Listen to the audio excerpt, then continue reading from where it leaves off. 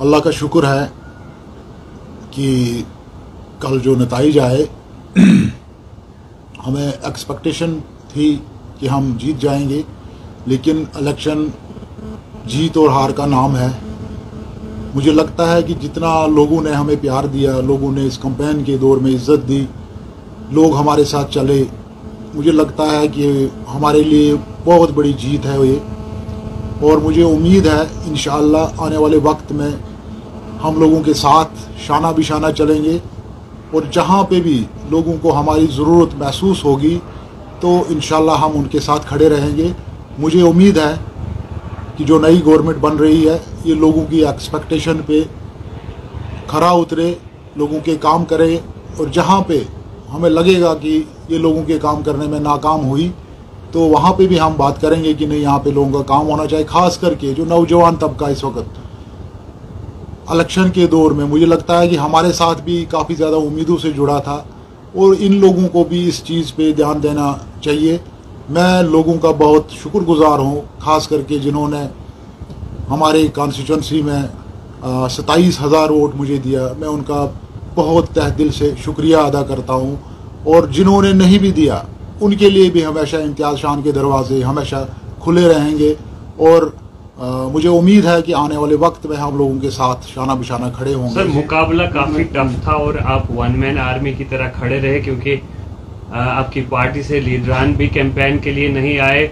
तो क्या कहेंगे, जो आपने आज आप रनर अप रहे हैं, 27,000 वोट आपने इस बड़ी कॉन्स्टिट्यूंसी में लिए हैं, यानी अगर रुतबे के हिसाब से, एरिया के हिसाब से देखा जाए तो आपको कैंपेन के लिए हर इलाके में पहुंचना पड़ा। मुझे लगता है मुझे ज़रूरत महसूस नहीं हुई। हालांकि पार्टी के जो हमारे बड़े नेता थे, जो मुझे महसूस नहीं हुई कि उनको आना, क्योंकि वो बिज़ी भी थे उस समय, हमारे साउथ कश्मीर के इलेक्शन में ज़्यादा बिज़ी थे। तो मैं लोगों के पास खुद अपनी बात लेके गया और मुझे इस चीज़ की बहुत खुशी है कि लोगों ने मेरी बात को समझने में काफ़ी हद तक लोग कामयाब हुए और मेरे साथ चले। ऐसी बात नहीं है। अब ये इलेक्शन है हमारे, अल्लाह ताला को जो मर्ज़ी होती है, हो सकता है अल्लाह ताला की बेहतरी उसको नज़र आई, इसी में बेहतरी है। तो मुझे इससे कोई गिला नहीं है कि हम हारे या जीत का, मुझे इतना नहीं है। लेकिन हम लोगों तक कैसे पहुँचें, लोगों के काम कैसे करें, लोग जो हमारे साथ जुड़े हैं उनकी एक्सपेक्टेशन पे हम कैसे उतरें, उसकी मुझे फिक्र है। और इंशाअल्लाह मुझे उम्मीद है कि हम लोगों के साथ चलेंगे, शाना बिशाना चलेंगे। हम लोगों का शुक्रगुजार है और आने वाले वक्त में भी हम लोगों के साथ खड़े रहेंगे, उनकी हर काम में उनके साथ खड़े रहेंगे। जमहूरियत के इस जश्न में आपने देखा कि किस तरह से खुशियां थी जिस उम्मीदवार ने जीता या पार्टी ने अक्सरियत के साथ।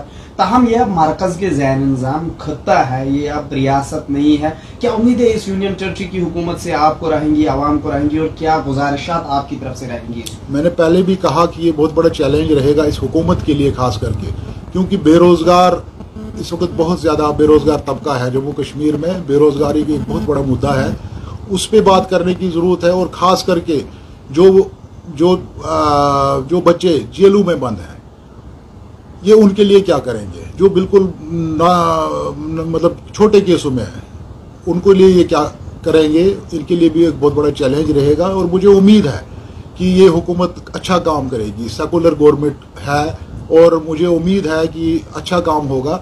लेकिन इनको भी ये फिक्र रखनी चाहिए, और जहाँ ज़रूरत पड़ी, अगर हमें लोगों के लिए कहीं ज़रूरत पड़ी तो हम लोगों के साथ खड़े होंगे इंशाअल्लाह। साहब, बालियाल कॉन्स्टिट्यूंसी की बात करें, जहाँ से आप रनर अप रहे, तो बालियाल कॉन्स्टिट्यूंसी की आपके लिए एक नई कॉन्स्टिट्यूंसी थी जो इस बार गुल को बालियाल के साथ जोड़ा गया। और खिताई चिनाब की बात करें, चिनाब वैली में ये हिस्टोरिक वोट जो है वो आपने हासिल किया, 27,000 वोट, बहुत ज़्यादा वोट है। तो इसे आप कैसे देखते कि पहली बार चिनाब वैली ने इतना बड़ा वोट जो है वो हासिल किया और नई कॉन्स्टिट्यूंसी थी आपके लिए? देखिए, हमारा मुझे लगता है कि लोगों ने जो एतमाद हम पे, भरोसा हम पे जितलाया है, मुझे कहीं महसूस होता है कि लोग हमसे काफ़ी ज़्यादा उम्मीदें रखते थे और उनको ये यकीन था कि इम्तियाज़ शान अगर बनेगा तो ये हमारी उम्मीदों पे खरा उतरेगा।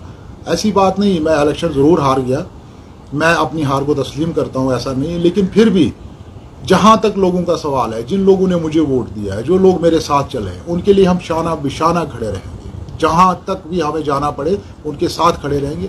और जो इन्होंने नहीं भी दिया, अगर उनको भी कहीं मेरी जरूरत महसूस होती है तो मैं उनके लिए भी साथ खड़ा रहूँगा। अक्सर नौजवान तबका आपके साथ कैंपेनिंग के दौरान चल रहा था, कैंपेनिंग से पहले भी, और कई सारे नौजवान तबका को आपके साथ जो है उम्मीदें वाबस्ता थी। और बालेहाल की बात करें, रामबन की बात करें, तो कई सारे नेशनल प्रोजेक्ट्स आने वाले और पहले भी थे, तो कई सारे एक्सपेक्टेशंस थी आपके ऊपर नौजवानों को। उनके लिए क्या मैसेज रहेगा कि इम्तियाज शान रनर अप रहने के बाद उनके लिए क्या करेंगे? देखिए, सबसे बड़ा मुझे लगता है ये जिम्मेदारी बनती है कि यहाँ पे जो हमारे नुमाइंदे यहाँ पे चुने गए उनको इस पे ध्यान देना चाहिए। गरीब तबका जो है, जो नौजवान पढ़ा लिखा बेरोजगार तबका है, जो यहाँ पे नए प्रोजेक्ट्स आएंगे उनको वहाँ रोजगार दिलाने की वो कोशिश करें।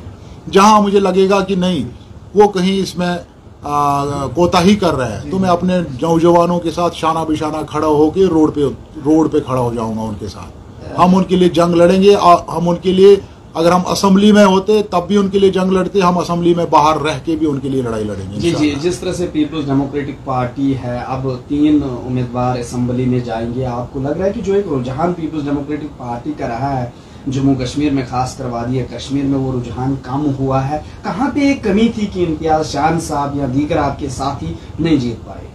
देखिए, मुझे जहाँ तक महसूस होता है कि लोग एक स्टेबल गवर्नमेंट चाहते थे यहाँ पे, और लोगों ने वही फैसला किया कि उन्होंने एक अच्छी मेजॉरिटी की यहाँ पे सरकार बनाई। मुझे लगता है कि हमें लोगों को मुबारकबाद करनी चाहिए, क्योंकि अगर एक मेजॉरिटी में सरकार है तो लोगों को भी ये उम्मीद रहेगी कि हाँ ये हमारा कुछ कर सकें, काम कर सकें।